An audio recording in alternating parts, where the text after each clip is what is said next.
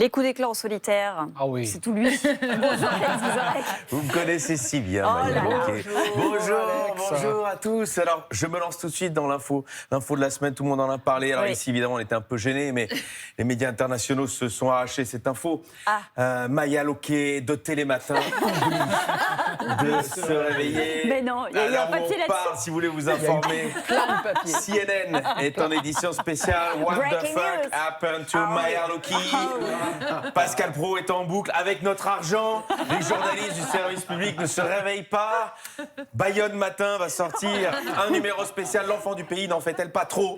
Voilà, on attend la suite. Alors évidemment, quand même noter une chose, c'est le lundi que vous ne vous réveillez pas, alors que le mardi, vous vous réveillez avec bonheur, pensant rire avec un charmant humoriste belge. Peut-être devrais-je venir plus souvent. Oui. Eh oui, mais vous n'avez pas les moyens. Alors, on reste sur France Télé. Ah, ça, c'est une idée géniale de notre direction. Le Brame du Cerf, en direct sur France Télé. Oui. 504 heures. Alors, les téléspectateurs de France 3 ont dit enfin un programme dynamique. Alors après, moi, je veux bien que la chaîne refuse la télé-réalité, mais là, c'est quand même des mâles qui hurlent dans le seul but de ken des femelles devant des caméras, le tout sans scénario. L'île de la Tentation ou la forêt de Rambouillet, je ne vois pas une énorme différence. Passons à un Français heureux cette semaine. Le jour de son mariage, ce joueur français gagne pour la deuxième fois à l'Euro-Million. Et c'était pas un mariage, c'était un remariage avec la même femme. Bon, bah oui, mais j'imagine qu'elle l'a quitté et qu'elle l'a trompé, parce qu'avec une chance de cocu oui. comme ça, il n'y a pas 1000 explications.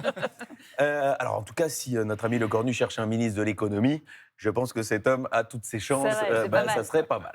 Allez, il y a un mariage moins heureux que celui-là. Marié depuis 22 ans, il simule une noyage en kayak pour rejoindre une femme à l'autre bout du monde.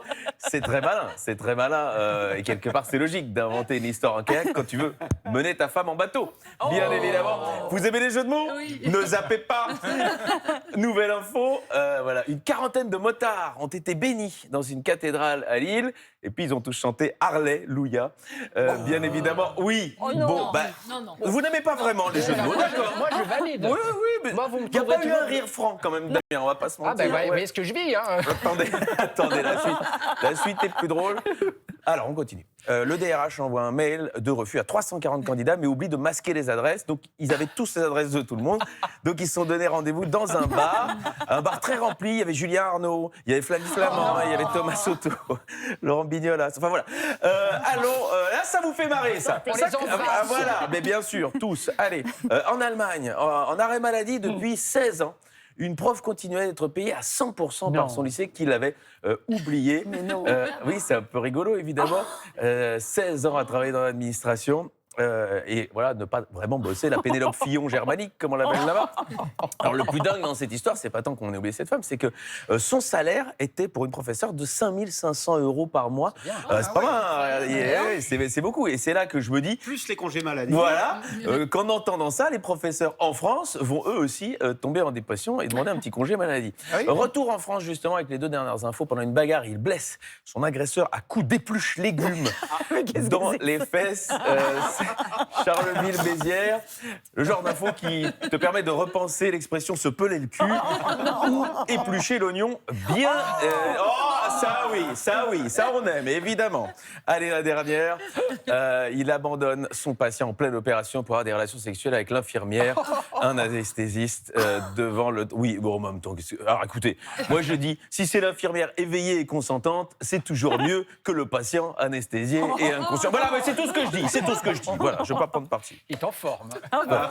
Très grande forme. Pour réveiller Maya, qu'est-ce que vous croyez? Et la faute à qui, Maya? Oui, Ça va mieux. Mais c'est vrai, il y a eu 5-6 papiers sur votre non-réveil. Hein. Bah écoutez, ça y est, je suis là, je suis à fond.